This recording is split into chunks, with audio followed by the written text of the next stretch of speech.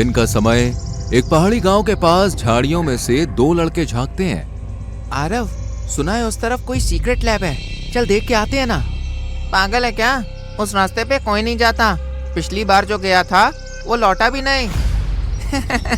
अरे डरपोक मत बन, 2 मिनट में देख के लौट आएंगे। दोनों झाड़ियों में से होते हुए एक सुनसान फैक्ट्री जैसी जगह पर पहुंचते हैं। दूर एक ट्रक दिखता है जो अंदर जाता है। वो ट्रक, उसमें बच्चे हैं। हाँ, और ये लैब में तो बहुत गड़बड़ लग रही है। अचानक पीछे से 2 नकाबपोश आदमी आते हैं और दोनों को पकड़ लेते हैं। बच्चों के मुंह बंद कर उन्हें लैब में घसीट ले जाते हैं। लैब का इंटीरियर अंधेरा और टेक्नोलॉजी से भरा हुआ है। मशीनें बुरी तरह से बीप कर रही हैं। एक वैज्ञानिक हड़बड़ाता हुआ दौड़ता है। सर मिल गया वो डीएनए जिसे हम ढूंढ रहे थे, हमें मिल गया। क्या तुम पूरी तरह श्योर हो? 100%, और प्रयोग भी पूरा हो चुका है, देखिए। दोनों एक कांच के कमरे में जाते हैं। अंदर एक क्यूब के आकार का कंटेनर है जिसमें एक बच्चा है। उसके ऊपर एक लाल बीम गिर रही है और शरीर में ऊर्जा दौड़ती हुई दिख रही है।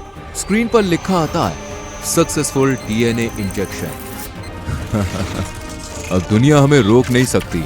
ये प्रोजेक्ट एक्स है, दुनिया का पहला जिंदा हथियार। एक अंधेरे कमरे में आतंकी बैठा है, नाम सरहान है। वो चुपचाप बैठा होता है। मोबाइल बजता है, वो उसे उठाता है।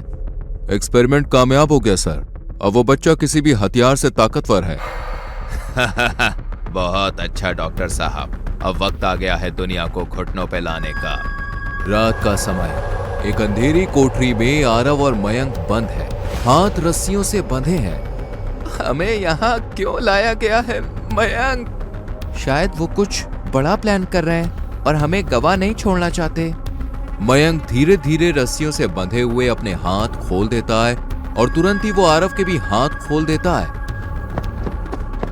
चल जल्दी कर, मुझे लगता है मैंने रास्ता देखा था बाहर जाने का। दोनों धीरे से बाहर निकलते हैं, लेकिन एक कमरा पास आता है जिसमें ग्लास चैम्बर में प्रोजेक्ट एक्स बच्चा बेसुध है। उसकी आंखों के चारों ओर लाल नसें उभरी हुई हैं।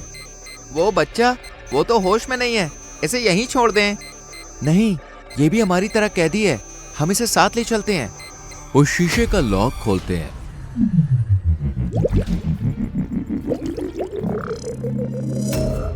और बच्चे को उठाकर धीरे धीरे लैब से बाहर भागते हैं। कुछ दूर जंगल में तीनों थक कर रुकते हैं। प्रोजेक्ट एक्स का बच्चा अचानक हिलता है और होश में आता है। उसकी आंखें चमकने लगती हैं। वो हवा में उड़ता है। मयंक, ये क्या हो रहा है? ये बच्चा अब इंसान नहीं रहा। बच्चा हवा में उड़ते हुए लैब की दिशा में जाता है। उसकी आंखों से लेजर बीम निकलती है। वो लैब की छत तोड़ देता है। नहीं, ये नहीं हो सकता। प्रोजेक्ट एक्स अपने हाथ हवा में उठाता है। रेडिएशन निकलती है और पूरी लैब आग के गोले में बदल जाती है। सारे वैज्ञानिक जलते हैं, मशीनें फटती हैं और सरहान का चेहरा स्क्रीन पर चमकता है। वो गुस्से में है। प्रोजेक्ट एक्स बच्चा एक पहाड़ी पर गिरता है और बेहोश हो जाता है। क्या वो अब ठीक है? नहीं, शायद अब वो बचा ही नहीं। आरव उसे छूता है। बच्चा अचानक आंखें खोलता है। उसकी आंखों में फिर से वही लाल चमक है, लेकिन इस बार, मैं तुम्हारा दुश्मन नहीं, लेकिन मेरा असली दुश्मन अभी बाकी है। वो फिर से बेहोश हो जाता है। सुबह की हल्की धूप, तीनों आरव, मयंक और वो प्रोजेक्ट एक्स बच्चा एक पहाड़ी के किनारे पर है। प्रोजेक्ट एक्स अभी भी बेहोश है। वो अभी तक नहीं उठा। मयंक, कहीं ये मर तो नहीं गया? नहीं, धड़कन चल रही है, लेकिन इसका शरीर बहुत गर्म है। अचानक प्रोजेक्ट एक्स की आंखें खुलती हैं। लाल चमक और आंखों से धुआं उठता है। तुमने मुझे क्यों बचाया? तू भी हमारे जैसा है, तुझे वहां मरने नहीं दे सकते थे। मैं बच्चा नहीं रहा, अब मैं कुछ और हूँ। जो भी है, पर हम तेरे दोस्त हैं, तू अकेला नहीं है। अकेला नहीं, पर खतरा बन चुका हूँ। तीनों एक सुनसान मंदिर के खंडहर में रुकते हैं। प्रोजेक्ट एक्स अब थोड़ा सामान्य है, लेकिन अंदर कुछ बदल रहा है। तुम नहीं जानते मेरे अंदर क्या है। वो लोग, उन्होंने मुझे इंसान नहीं बम बना दिया है। तो हम कुछ करेंगे ना? पुलिस, सेना, किसी को बताएंगे? दुनिया की कोई भी ताकत अब इसे नहीं रोक सकती। मेरे अंदर जो डीएनए डाला गया है वो सिर्फ सामान्य ऊर्जा नहीं, वो एक न्यूक्लियर से भी पावरफुल है। जो बाहर निकलेगा तो सब खत्म कर देगा। तो अब क्या होगा? मेरे पास सिर्फ एक रास्ता है, मैं खुद को खत्म करूं इससे पहले कि यह दुनिया खत्म हो। एक पुराने सैटेलाइट रूम में सरहान एक स्क्रीन पर प्रोजेक्ट एक्स को देख रहा है। सरहान के साथ कुछ आतंकवादी हथियारों से लैस हैं। तो बच्चा हमारे काबू से बाहर चला गया, कोई बात नहीं, अब हम उस ऊर्जा को दूर से निकालेंगे। सैटेलाइट एक्टिवेट करो। लेकिन सर, इससे बच्चा ही नहीं, पूरा इलाका उड़ जाएगा। दौड़ जाए, मेरा मिशन डीएनए नहीं, तबाही है। मंदिर के खंडहर में अचानक हवा तेज हो जाती है। प्रोजेक्ट एक्स कांपता है, उसकी त्वचा से किरणें निकल रही हैं, उसकी नब्ज फूलकर चमक रही है।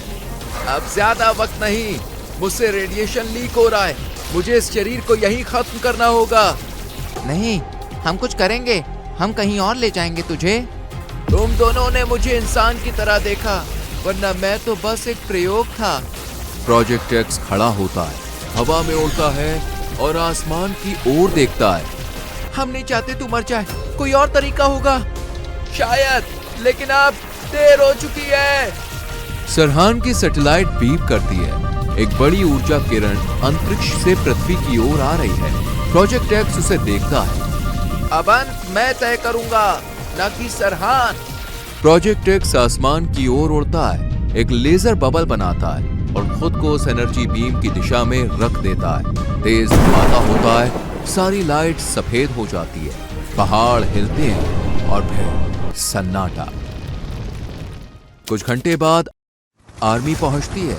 चारों तरफ राख, जल चुकी जमीन और मलबा है। आरव और मयंक एक चट्टान के पीछे छुपे बैठे हैं। बच गए सिर्फ तो, और तीसरा? वो चला गया हमें बचाने। अगर कभी कोई ऐसा डीएनए दोबारा बना तो शायद दुनिया नहीं बचेगी। रात में मलबे के बीच एक रोशनी चमकती है और वहां एक छोटी सी नब्ज की बीप सुनाई देती है।